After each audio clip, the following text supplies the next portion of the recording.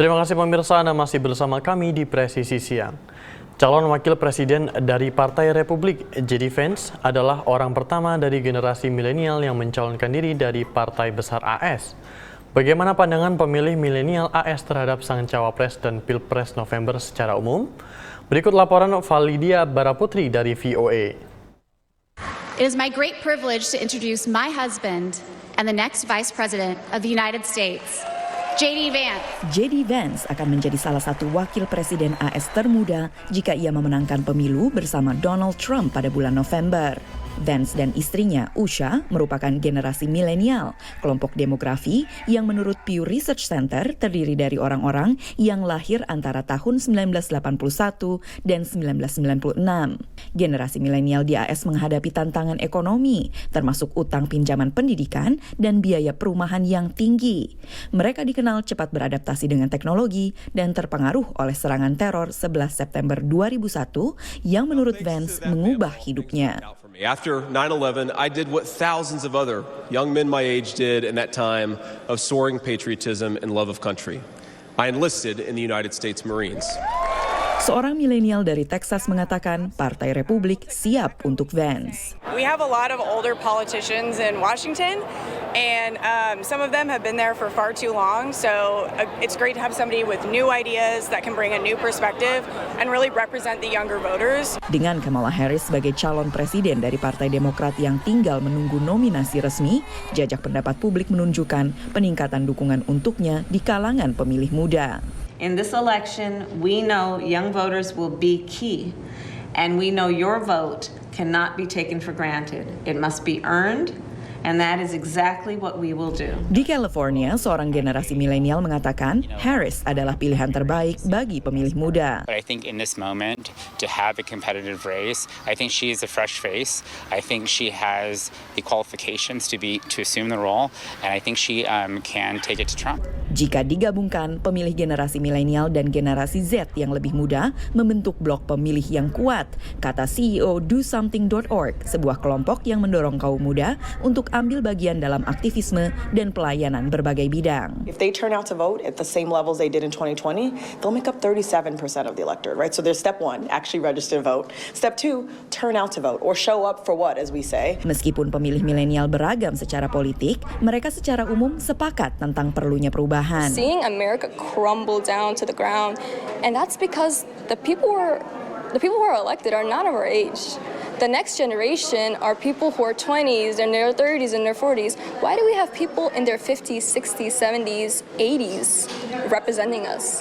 Bagi 70% pemilih milenial di AS, isu inflasi dan tingginya biaya hidup adalah isu-isu utama pemilu mereka berdasarkan jajak pendapat dari US News and World Report. Isu-isu ekonomi tersebut bahkan dianggap jauh lebih penting daripada isu hak reproduksi, kekerasan akibat senjata, dan bahkan perubahan iklim.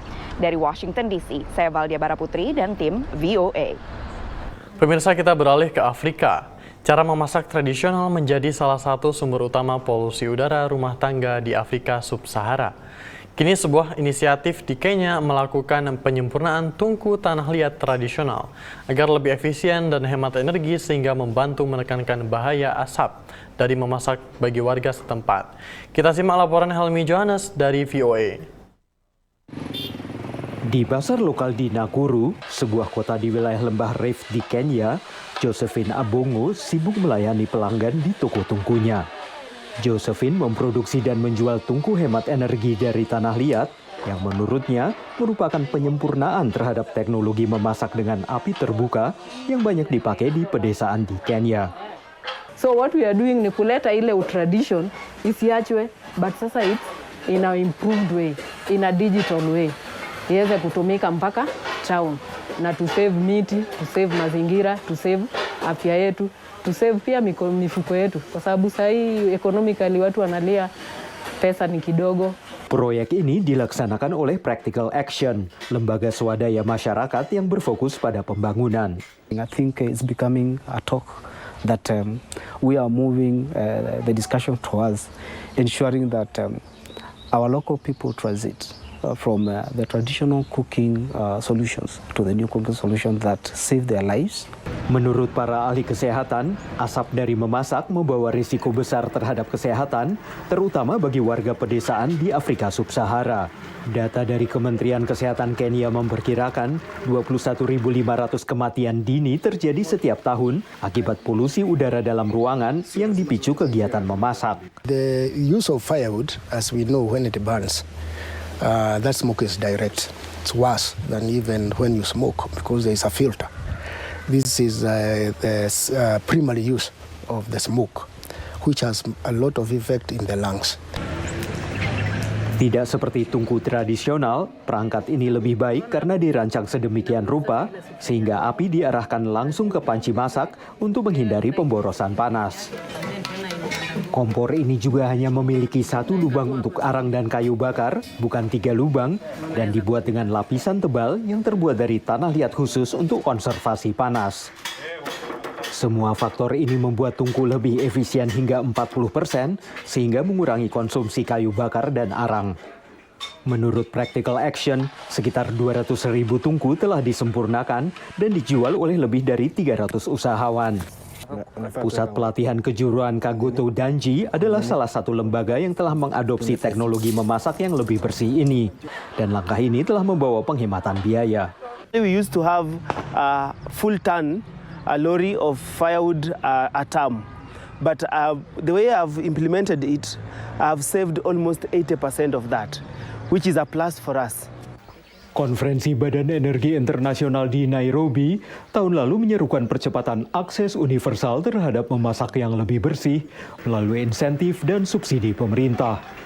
Kenya sendiri bertujuan mencapai 100% akses terhadap memasak bersih pada tahun 2028, sejalan dengan tujuan pembangunan berkelanjutan PBB. Dari Arlington, Virginia, saya Helby Yohanes dan tim VOA. Pemirsa, Polresta Banjarmasin menggelar simulasi Sispam Kota sebagai bentuk kesiapan pengamanan Pilkada serentak 2024. Setelah jeda berikut ini, tetaplah bersama kami.